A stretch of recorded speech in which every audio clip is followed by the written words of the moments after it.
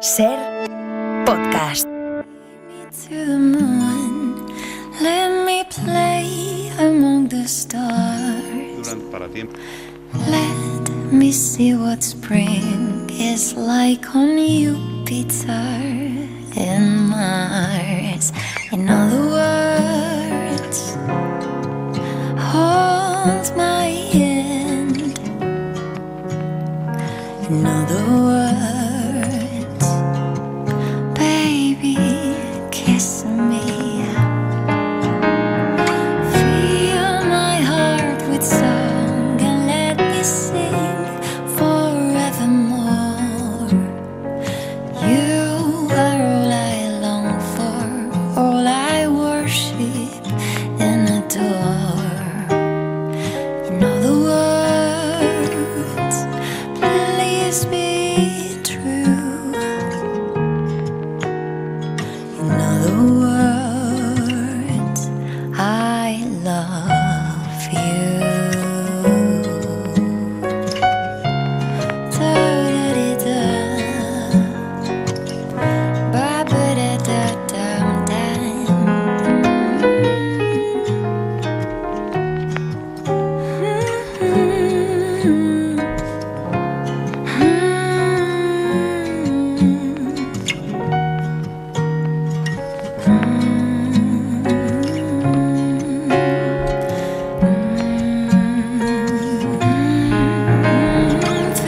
¿Qué tal? Muy buenas tardes. Abrimos la ventana de este viernes 3 de enero. Rafa Panadero, hola. Hola, ¿qué tal? En Radio Mallorca, Matías Vallés. Hola, Matías. Buenas tardes, Marta. Mira, estaba pensando por la invitada que tenemos esta tarde y a raíz de estas fechas en las que nos felicitamos el año los unos a los otros, escribimos cartas a los reyes, felicitaciones a personas queridas. Estaba pensando en la importancia de las palabras y más nosotros que trabajamos con ellas, ¿no? En usar la palabra precisa para expresar justo lo que queremos, para no pasarnos ni para quedarnos cortos. Las palabras moldean nuestra realidad, nuestra identidad, construyen nuestras relaciones, las conexiones que establecemos con los demás. La forma en la que elegimos nuestras palabras puede influir en el estado de ánimo de una persona, de nuestro interlocutor o nosotros mismos. Pueden resolver un conflicto, pueden inspirar, motivar y también todo lo contrario, pueden destruir. En definitiva, son más que una herramienta, un vehículo, son un tesoro, diría yo, un poder que todos tenemos. Y por eso nos parecía muy interesante tener con nosotros a una custodia de la lengua, la filóloga Lucía Sesma. Lucía, buenas tardes. Buenas tardes, ¿qué tal?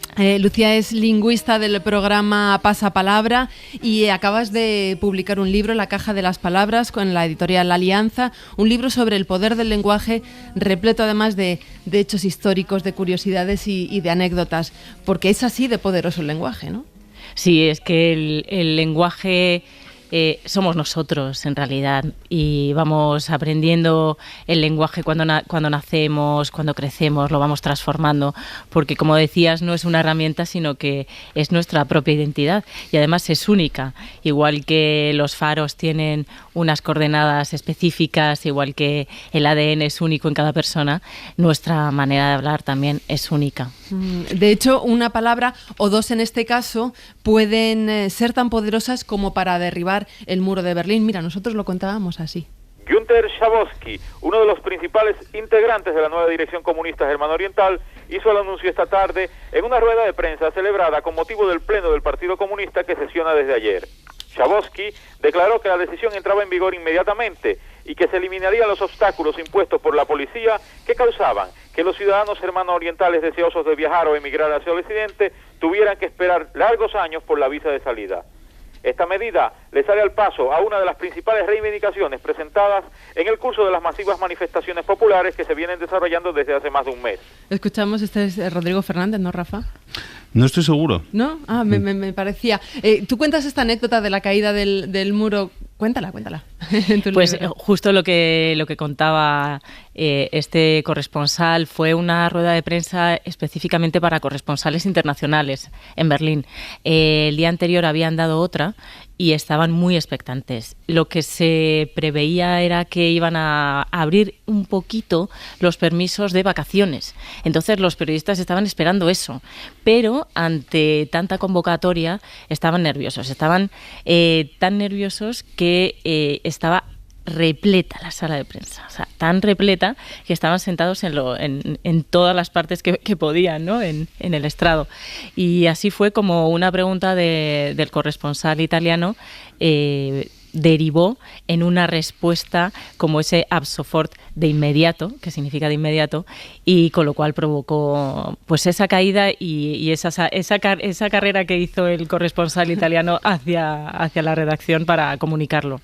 De hecho, lo que estabais hablando es un poder también de las palabras, como de crear malentendidos, ¿no? Con consecuencias inesperadas, como era en este caso, porque por ejemplo también los centinelas, llamémosle así, del muro no atacaron es decir, venció la masa, venció la riada popular, que simplemente por una vez se tomó la justicia por su mano, ¿no? Y también porque los que entonces gobernaban, que eran Gorbachev en todavía la Unión Soviética y George Bush padre en Estados Unidos, decidieron no hacer nada, permitir que surgiera este flujo solo por estas dos palabras. Yo creo que tú en el libro, Lucía, hablas mucho de los malentendidos, ¿no? De estas confusiones que tienen consecuencias inesperadas. Sí, malentendidos y formas de preguntar, formas de entender las respuestas. Por ejemplo, el oráculo de Delfos era importantísimo. Vosotros en la radio, que sabéis que es tan importante cómo preguntar para saber qué te pueden responder. Y es así. Según haces una pregunta, puedes tener varias respuestas. Y por ejemplo, en el oráculo de Delfos, pues que era en realidad una consultoría, esta es mi visión, una consultoría, pues dependía mucho de qué preguntas para luego ver qué te responden las sibilas, ¿no? Y que luego ese sacerdote te lo traduzca y así como, bueno, pues pasan muchísimos acontecimientos que depende mucho de la pregunta. Es que además es un libro muy, muy entretenido porque vas aprendiendo un montón, pues eso, de anécdotas o de anécdotas históricas. Por ejemplo, una treintena de indios navajos, el pueblo indígena más numeroso en Estados Unidos, cuya lengua es complicadísima, ayudaron a crear un código secreto para transmitir mensajes codificados durante la Segunda Guerra Mundial, ¿no? Sí, este es un regimiento que se creó específicamente para la Segunda Guerra Mundial. La lengua navajo no tiene escritura, con lo cual era más complicado para las descodificaciones japonesas, ¿no? Aparte de que el navajo no tiene esta escritura, ellos se prepararon todo un regimiento de codificación con la lengua navaja fonéticamente con una escritura. Se hizo un cuadernillo donde había unas correspondencias entre palabras en navajo y palabras en inglés. Eso lo estudiaban y luego eso no se lo podían llevar al campo de batalla, evidentemente, porque si los pillaban, pues estaban, caput. Y sí, fue una historia además un poco dura porque se intentaron rescatar, o sea, se reclutaron soldados, rapidísimamente. Y luego fue una historia que estuvo clasificada durante muchísimos años, con lo cual esos soldados navajos no pudieron contar en realidad que habían sido importantísimos, por ejemplo, en la batalla de Iwo Jima, y volvieron, con mucho trauma y sin ser reconocidos hasta que Bill Clinton pudo desclasificar aquello y salieron. Y fue, claro, era importantísimo porque ni siquiera había palabras en navajo para decir, pues un tipos de aviones, claro, ¿sabes? Entonces, ellos tuvieron que tener mucha creatividad para crear esas palabras, o sea, que también fueron creadores de lenguas. Fíjate, la lengua, las lenguas están vivas, todos los años estamos siempre pendientes a final de año de las palabras que incorporamos al diccionario, a la RAE, pero luego hay palabras que no se llegan a incorporar nunca a una lengua. Nunca se puede decir nunca, pero estoy pensando, hace no mucho estuvo aquí en La Ventana Francesc Torralba para hablar de, su libro No hay palabras, sí, en el que, comparte la experiencia que tuvo con la muerte de su hijo. Y claro, existe una palabra para la persona que ha perdido a su pareja, viuda, para la que ha perdido a su padre, huérfano, pero para la persona que ha perdido a su hijo no hay una palabra, la lengua no tiene esa palabra. Creo que solo el hebreo incorpora esa palabra. No sé si crees que la lengua tiene esa capacidad de, de traducir o de mostrar un rechazo cultural a algunas realidades que los propios hablantes no les gustaría que existieran. Yo creo que la lengua refleja nuestra cultura, nuestra civilización, lo más profundo de nuestra alma y de todo nuestro pensamiento.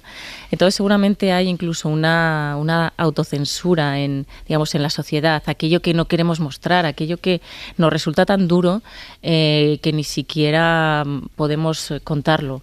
A veces se necesitan muchas palabras para contar algo, para describir algo, para plasmar una realidad, pero a veces está la dureza que no se puede, porque incluso nosotros mismos nos censuramos, ¿no? Tú en esta caja de palabras lo que haces es desmenuzar, profundizar en escenas muchas veces históricas, ¿no? Y demostrarnos, y un poco yo creo que también demostrarte que es muy difícil a veces hacer una asignación. Estoy pensando en la célebre de Unamuno, ¿no? Delante de Millán Astray y de Carmen Polo de Franco, el venceréis pero no convenceréis, ¿no? Que nunca sabremos si se dijo o no, pero que lo hemos dado ya por hecho que Unamuno dijo estas palabras. Bueno, en la caja de palabras hay mucha desmitificación y en uno de los capítulos aparece esto, ¿no?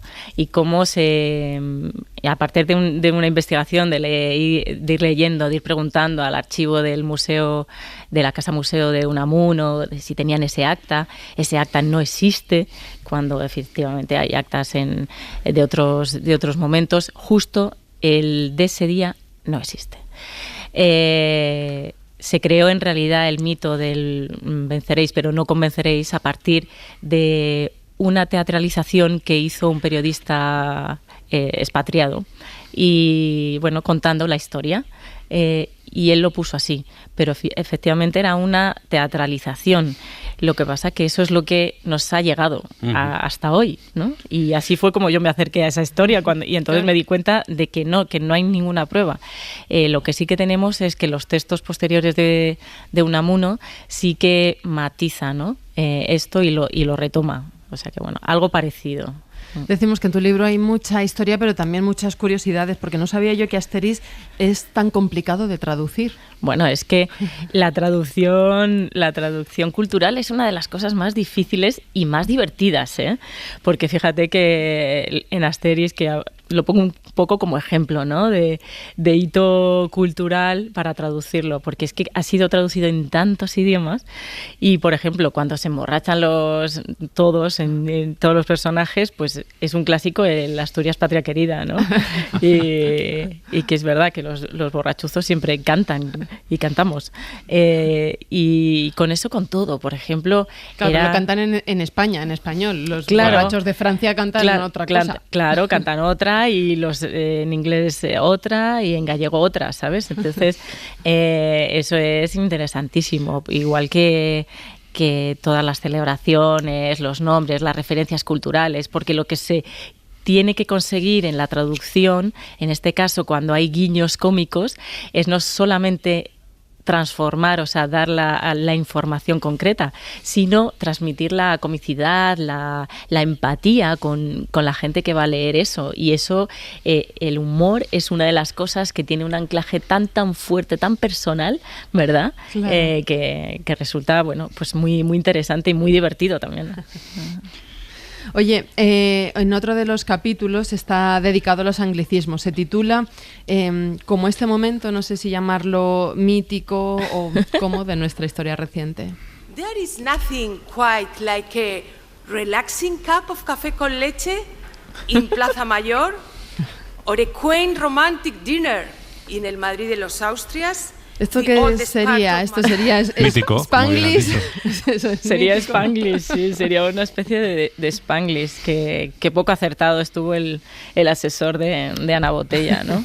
Bueno, acertado en el sentido de que, bueno, que si se quería conquistar el corazón de la comisión no funcionó. Pero lo recordamos todos. O sea, eso es, por eso, que no sabemos muy bien cuál era la finalidad. Claro. Si era quedarse con todos los españoles y toda la prensa internacional, vamos, lo consiguió. ¿Pero abusamos de los anglicismos? Sí que abusamos, pero creo que también hay que tener en cuenta que a veces los anglicismos nos ayudan.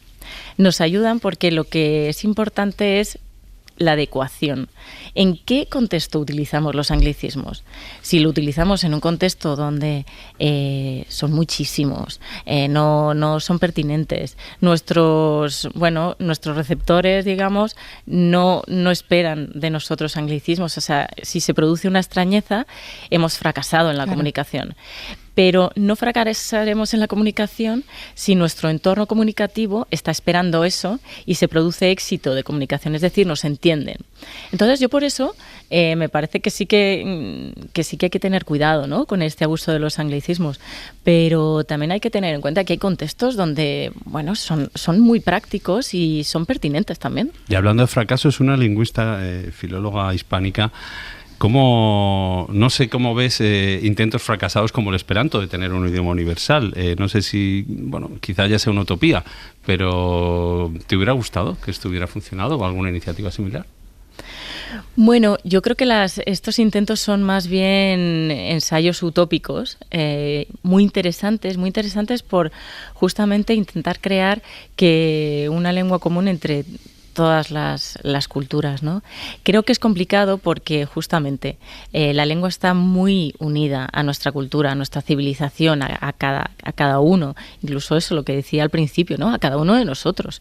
No me parece tan interesante ese hallazgo. Me parece curioso y me parece, también una provocación. A lo largo de muchos siglos se han intentado crear muchas lenguas, ¿no? Incluso una que conectaba con Dios, de la que hablo en el libro, ¿no? Esta Hildegarda, que decía que había inventado una lengua que conectaba con Dios, y en realidad luego, cuando buscas las historias, te das cuenta de que era una excusa para poder hablar de lo que quisiera con libertad, ¿no? Pero frente a esos intentos luego está la hegemonía del inglés. No sé si ves imposible que acabemos todos hablando inglés. No te digo a corto plazo, pero a medio y largo plazo. Es que ese es el sucedáneo, perdona, Rafa. El esperanto es el globis, el inglés que hablamos todos los que no somos ingleses o estadounidenses, y porque el castellano mismo yo veo que está infestado de anglicismos. Y en esto que te dice Rafa,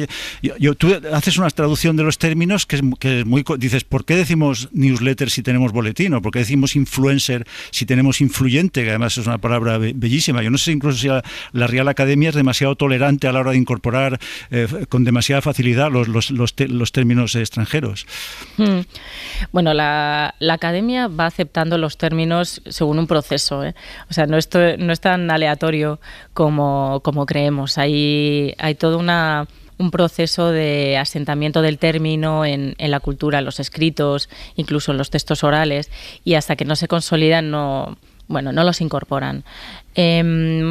Y yo creo que, no sé, Isaías Lafuente nos podría dar caña sobre esto, pero creo que hay que tener en cuenta el momento en que hablamos, cómo y para quién. ¿Y con qué finalidad? Estamos hablando con Lucía Sesma de la importancia de las palabras, de elegirlas, de salvaguardarlas también, para luego contar lo que pasa y entender mejor de dónde venimos y dónde estamos. Y eso es lo que están haciendo nuestros compañeros de Radio Valencia con la tragedia de la Dana. José Forés Romero, buenas tardes. Buenas tardes. Hoy se ha estrenado Renacer tras la Dana, que es un podcast que contará cada semana durante todo este 2025 historias de los damnificados. Con ese proyecto que yo creo que con el que reforzamos el compromiso con las zonas afectadas, dando visibilidad al esfuerzo que están realizando miles y miles de personas en la reconstrucción, en la del día al día, no la de los titulares en los medios, y en esa superación de las secuelas. El podcast en sí consta de 52 capítulos, grabado cada uno de ellos en una localidad diferente y afectada. Se publicará cada viernes y podrá ser escuchado en SER Podcast, en la web y en redes sociales de la SER. Y los protagonistas de este primer capítulo de Valencia 2025 Renacer tras la Dana son Manolo, Guillermina y Soraya. Son 3 vecinos y comerciantes de Picaña. A los 3 los hemos reunido en el bar de la estación de metro de la localidad, una estación por la que todavía no pasan trenes, porque la línea sigue inoperativa. Manolo es de Torrent, pero tiene su frutería en Picaña desde hace 50 años. No pudo abrir hasta 15 días después, pero a las pocas horas ya estaba en su local para limpiarlo y el de otros compañeros comerciantes. Y cuando vimos la tienda de Guille, se me cayó. Aparte que ya tenía caído, se me cayó el mundo encima. Y tal desastre que digo, esto hay que arreglarlo de alguna manera como sea. Tenemos que seguir para adelante, trabajar y eso, y ponernos al día. Guillermina es la propietaria de Pasarela, es una papelería, el que vende juegos de mesa y otros regalos. Vendía porque la riada se lo llevó todo. A una tienda situada junto al Barranco del Pollo, el tristemente famoso Barranco del Pollo. A pesar de perder su tienda y su casa, es así de optimista. Mira, estamos desde el minuto que pasó todo esto y cuando llegamos a ver la tienda cómo había quedado, nos propusimos volver. O sea, en nuestro corazón y en nuestra cabeza está volver. Más optimismo, como mola. El de Soraya, que trabaja desde su casa de Picaña, aunque necesita el coche para visitar clientes. Un coche que también se lo llevó el agua. Soraya insiste en el mensaje que escuchamos cada vez que visitamos la zona, y ahí bien lo sabéis, que no nos olviden. Que no se olviden de nosotros, que queda muchísimo por hacer para que podamos llegar a ese punto que dice Guille, ¿no? De decir, y en verano habrá alegría, habrá reconstrucción, pero para que eso ocurra, ahora tenemos que seguir como muy presentes en las noticias, en los medios. Pues con este podcast la SER refuerza ese compromiso. Un proyecto dirigido por Jessica Crespo que consta, como decíamos, de 52 capítulos grabados, cada uno de ellos en una localidad afectada. Y lo recuerdo, cada viernes se publicará y podrá ser escuchado en SER Podcast, en la web y en las redes sociales de la SER. Oye, José, hoy hemos conocido que el municipio de Paiporta ha decidido suspender las fallas este año, pues por la situación, el estado en el que están las calles, ¿no? Imagínate lo que significa eso, ¿no? Hemos hablado con el presidente de la Junta Local Fallera de Paiporta, que es Abdón Mesado, y nos ha contado que la decisión se ha tomado por la incapacidad de organizar unas fallas normales a tiempo, ya que los casales están destrozados. Los casales son las sedes sociales de las comisiones falleras, de las fallas, y están en los bajos. Y algunos monumentos han sido dañados, y claro, los miembros de las comisiones falleras tienen ahora otras prioridades. Yo no les veo mucho sentido, unas fallas al uso y deprisa y corriendo fuera de lo normal. O sea, creo que estamos actuando con conciencia. Desde luego tenemos en el pueblo ahora mismo pues mucho trabajo, más que a lo mejor estar centrados o pensando en fallas, desde luego. Con el gasto que realmente se hace plantar por plantar, pues no lo consideramos. Pues van a ser casi 3.000 las falleras y falleros que no van a tener fallas en Paiporta durante este año. José, estamos viendo que las palabras definen el mensaje, lo estamos viendo en el libro de Lucía que analizamos, y a mí me sorprende que el término que se haya elegido después de la Dana para lo que es el resurgir, vamos a ver otra palabra de Valencia, sea reconstrucción, ¿no? Un término tan tecnócrata que incluso Marta, una de tus encuestadas, lo utilizaba. Y en esto de las fallas, ¿qué pasa? ¿Que esta reconstrucción va con retraso? ¿Que en marzo todavía no se pueden hacer fallas? Básicamente porque durante todo el año se trabaja en esos monumentos, durante todo el año se trabaja y se reúnen en esos casales, y hay que gastar dinero. Y ese dinero ahora hay que invertirlo en otras cosas. Claro. Hay otras prioridades, como nos decía Abdón. Gracias, José. Un beso. A vosotros.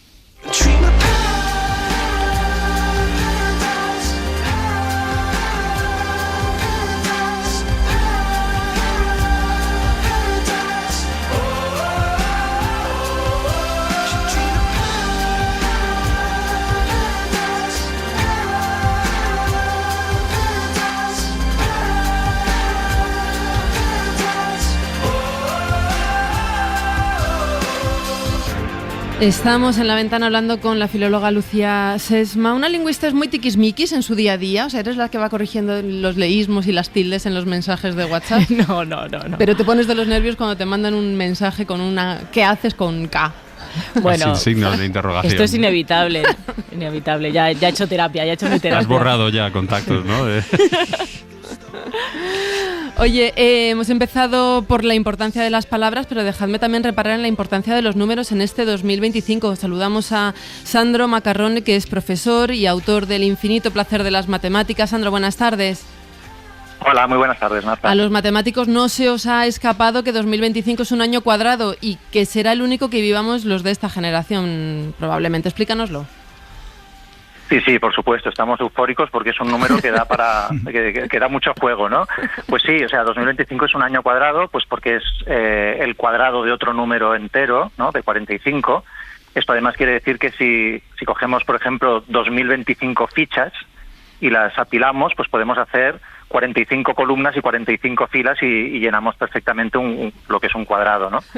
Entonces, claro, si 2025 es 45 elevado al cuadrado, quiere decir que el anterior fue 44 elevado al cuadrado, que es el 1936, con lo cual aún queda gente que lo vivió, pero pues la mayoría no lo hemos vivido, y el siguiente será 46 al cuadrado, que será el año 2116. Entonces, alguien que haya nacido en estos últimos años... No todos.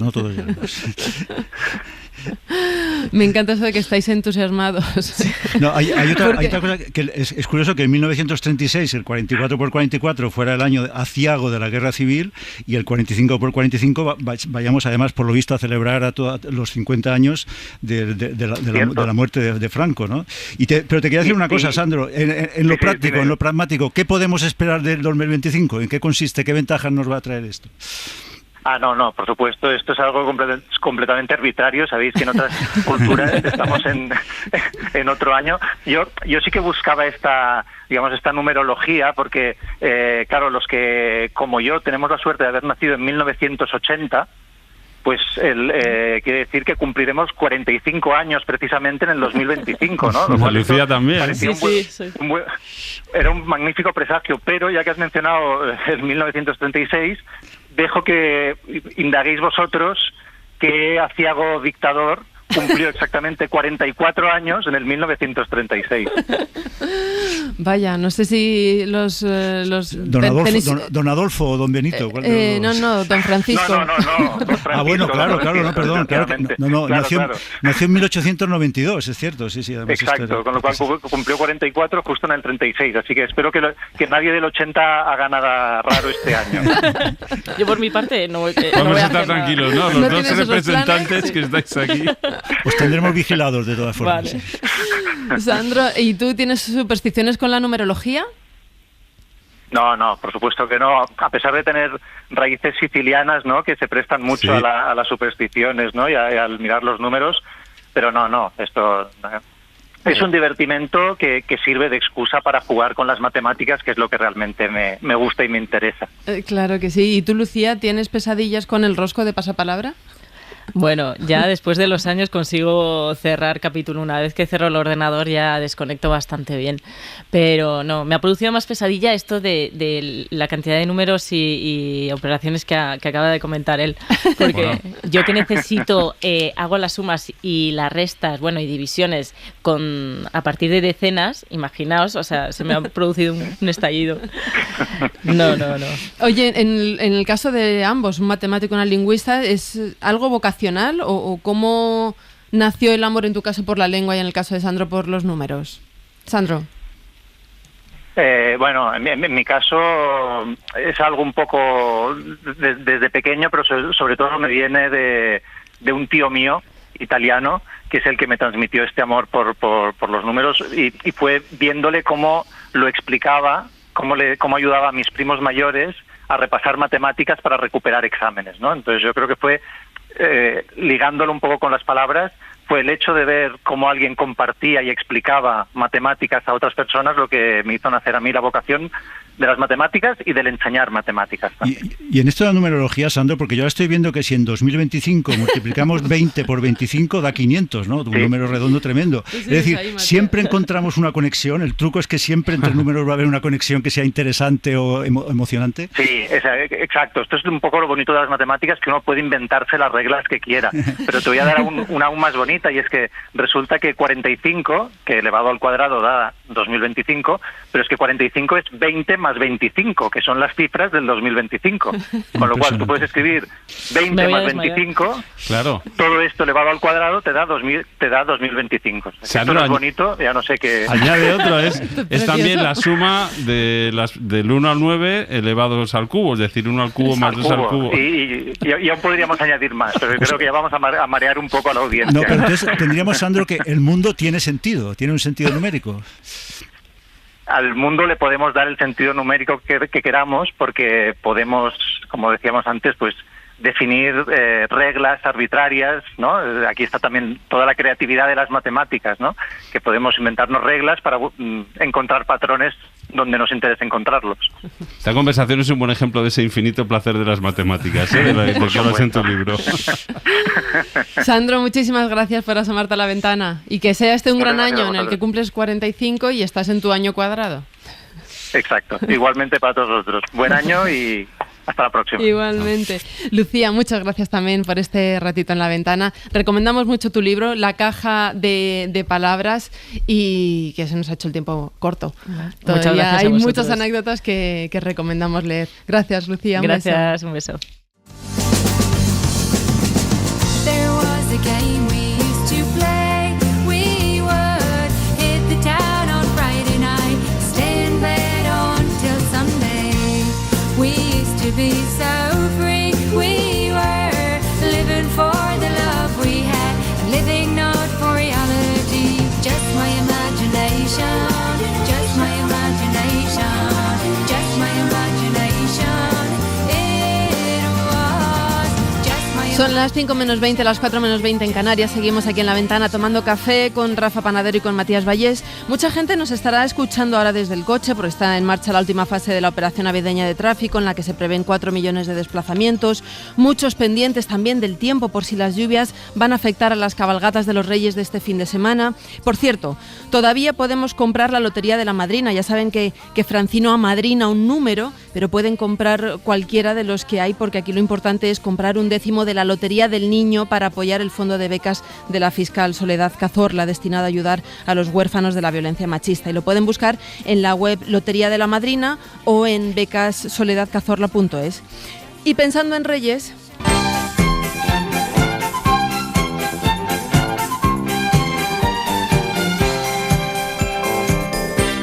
Pensando en Reyes, ya está en marcha la subasta solidaria que Radio Barcelona realiza cada noche de Reyes hace 58 años.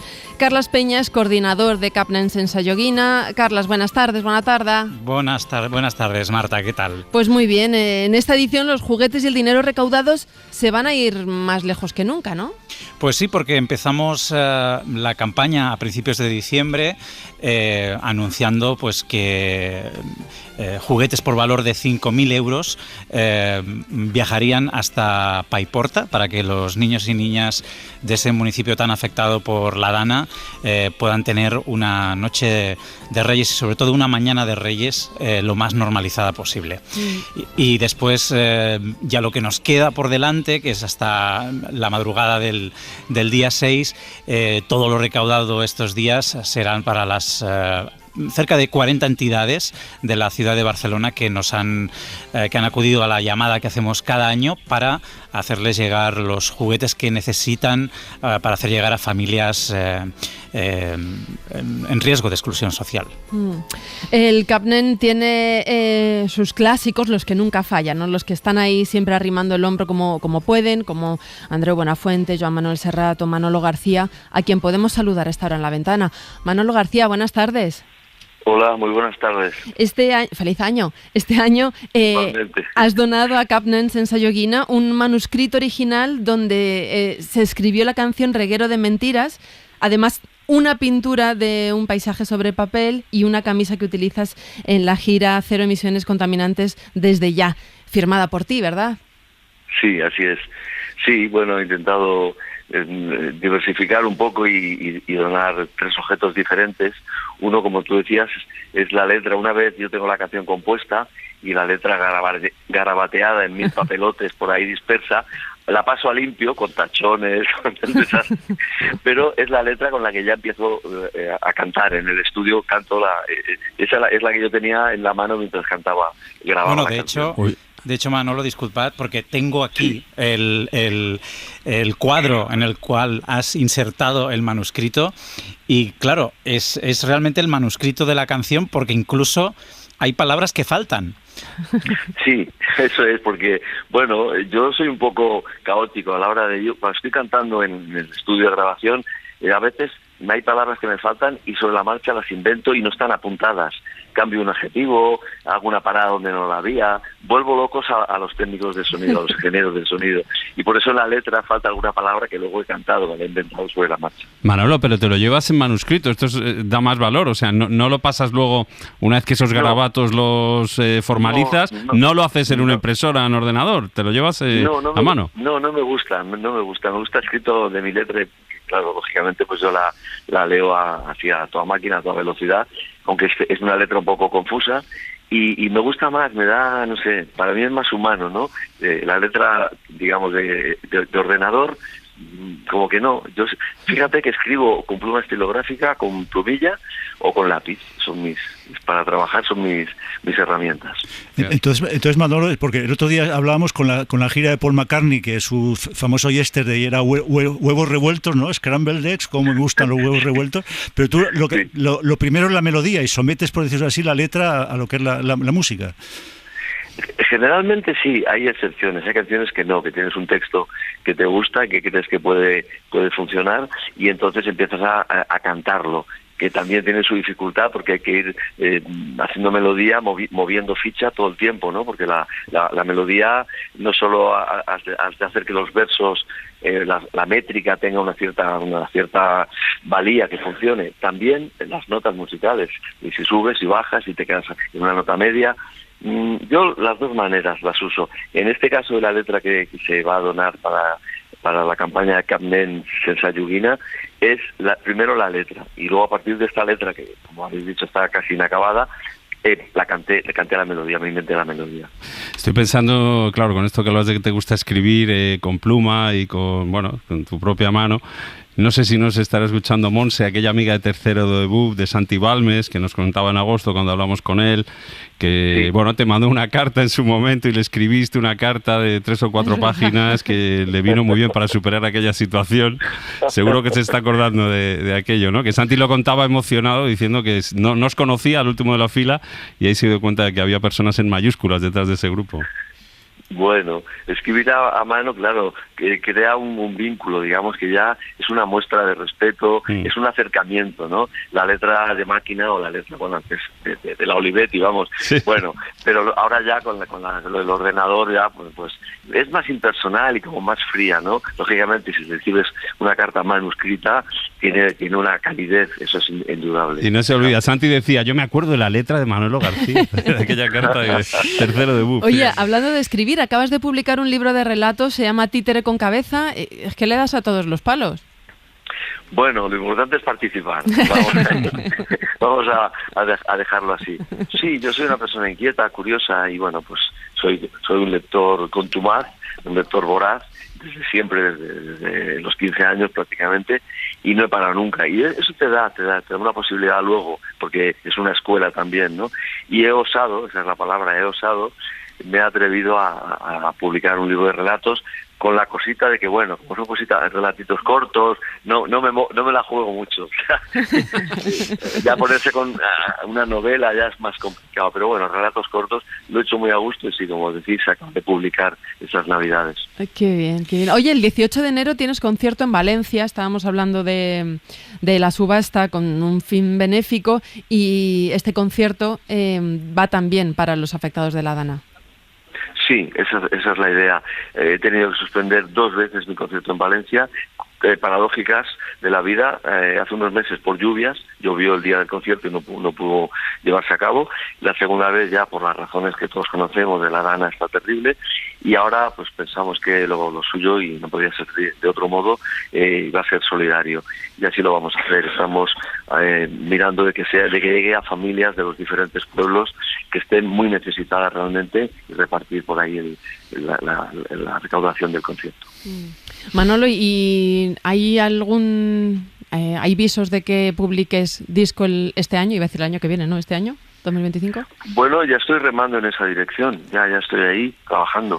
Entonces, ya no tanto depende de mí porque tengo material, tengo cosas que empiezan a gustarme, porque yo soy también muy exigente y a veces paso meses tirando cosas a la papelera, ¿no? Ideas, proyectos que no me convence, pero en este caso tengo unas cuantas cosas y podría ser, sí, estoy ahí también. No tires los manuscritos, ¿vale? Sí. Que podemos aprovechar a futuros. Entonces, la elaboración es lenta, Manolo, por lo que dices, ¿no? De una canción. Sí, las canciones.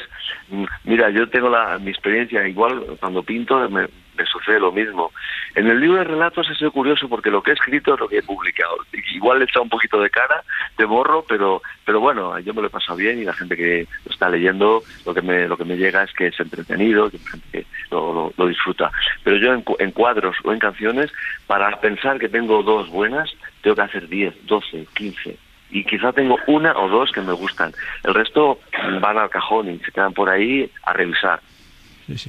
Tengo aquí el cuadro que también ofrecemos en este lote de objetos de Manolo García, y bueno, es un paisaje titulado Madre Naturaleza, la gran verdad.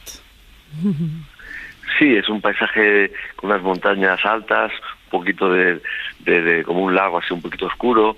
Bueno, a veces para mí es un sosiego. Pintar paisajes es llegar al sosiego, llegar a la calma, ¿no? A veces pinto cuadros, bueno, a veces no, generalmente lo que más pinto son mis estilos bastante surrealistas, mundos un tanto extraños, un tanto complicados, un tanto enrevesados. Soy muy seguidor de Leonora Carrington, Dalí, por supuesto, pero cuando hago paisaje me dulcifico, me calmo, y he pensado que tampoco tenía derecho yo a asustar a nadie con mis paisajotes, o sea, con mis cuadros de estos que hago, y un paisajito sencillo funcionaría mejor, daría más juego para la subasta. Qué bien. Oye, Manolo, pues muchísimas gracias por asomarte estos minutitos a la ventana y por participar en la subasta de Capnans en Sayoguina. Es un placer cada año que hay llamada y yo estoy ahí porque creo que lo más importante en la vida, y muchísimas personas lo pensamos, por suerte, es echar una mano siempre que se pueda, ¿no? Lo bonito sería también que en un país como el nuestro, pues bueno, una democracia, unos impuestos, un funcionamiento, digamos, de economía que avanza, pues tendría que estar todo el mundo arreglado, digamos, de una manera digna y correcta. Que tengamos que hacer esto pone un poquito así los pelos de punta, ¿no? Pero si hay que hacerlo, se hace. Yo creo que todo el mundo se ha visto en Valencia ahora la cantidad de miles de personas que de una manera heroica, diría yo, han acudido a ayudar, que siguen ayudando a día de hoy. Sí. Y bueno, en eso estamos todos. Pobres de aquellos que solo sepan dar a los demás odio, disgustos, problemas. El que pueda dar alegrías y sonrisas tiene un regalo del cielo. Total. Un beso, Manolo, muchísimas gracias. A vosotros, un abrazo muy fuerte, que vaya muy bien. Igual, Carlos, es que lo que decimos, ¿no? Que siempre hay personas que están ahí dispuestas a ayudar y Manolo García es una de ellas. Sí, la verdad es que lo del Capnans en Sayoguina es una vorágine, sobre todo estos días. Yo a veces me paro y pienso... realmente, o sea, ¿qué estamos haciendo, no? Porque realmente estamos haciendo llegar una cosa tan básica, ¿no? Como el derecho a jugar a familias que realmente lo tienen difícil para poderlo conseguir en una mañana del Día de Reyes. Oye, el año pasado se recaudaron más de 50.000 euros. Este año no sé si estáis ya con alguna previsión.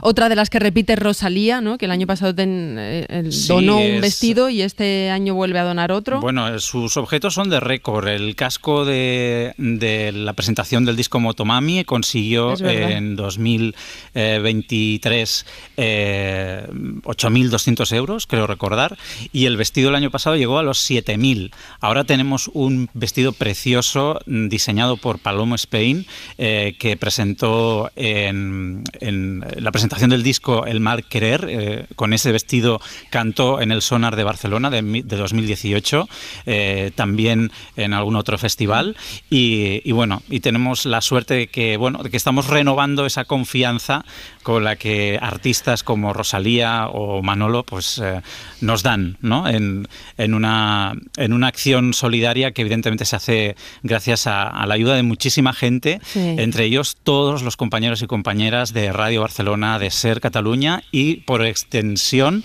también de la cadena SER, que con espacios como este nos hacéis llegar a mucha otra gente que quizá no sabría que pueden ayudar en esta causa. De hecho, déjame saludar a Gemma Alegrí. Gemma, buenas tardes. Hola Marta, buena tarde. Porque además recordamos que aparte de la subasta, a las puertas de Radio Barcelona hay un stand donde cualquier persona puede ir allí a donar un juguete. Sí. ¿Hasta qué hora se pueden acercar? Pues mira, hasta las 8, aunque estamos haciendo horario continuado, es decir, pueden venir cuando quieran. Y de hecho ahora mismo estoy con Joan Carles, que ha venido de Valencia, hablabais antes de la Dana de Valencia. Si quieres te lo paso para que te cuente él por qué está aquí. Joan Carles, buenas tardes. Sí, hola, buenas tardes. ¿Por qué estás ahí o qué juguete has llevado? Un ajedrez de madera. Estábamos dando una vuelta por aquí, por el Passeig de Gracia, y hemos pasado por delante de la emisora, hemos visto esta campaña que, bueno, la conocíamos de otros años, la de Capnans de Sayoguina, y en fin, pues de alguna manera de la misma manera que se está ayudando a gente de Valencia, pues ya que estamos aquí, vamos a cerrar un poco el círculo y también colaborar con esta campaña tan bonita. Qué bien, qué bien. Entonces, Gemma, pueden ir durante todo el fin de semana a dejar un juguete. Claro, hasta el domingo, aquí, desde mañana tarde, cuando quieran. Todo el mundo está invitado aquí a Radio Barcelona a dejar los juguetes.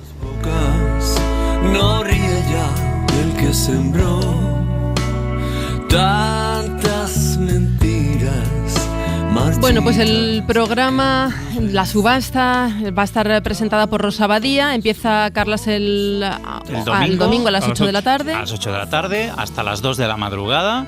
Y quien se anime a licitar, tengo ya el WhatsApp ardiendo, 648 83 43 78. Pues que vaya muy bien, os seguiremos, Carlas. Un beso. Gracias. Para no perderte ningún episodio, síguenos en la aplicación o la web de la SER, Podium Podcast o tu plataforma de audio favorita.